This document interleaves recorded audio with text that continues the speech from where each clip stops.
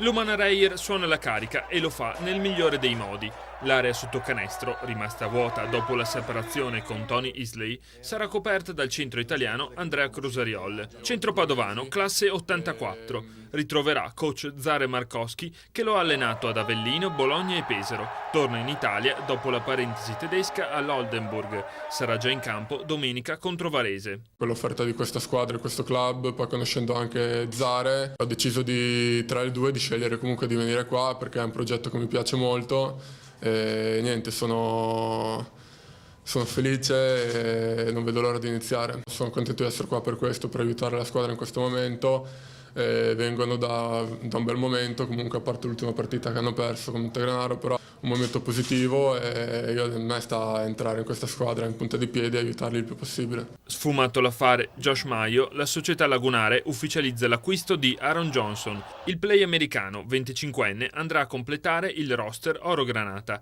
Per lui, seconda esperienza italiana in Serie A, dopo Cremona, assieme a Vitali e a Peric.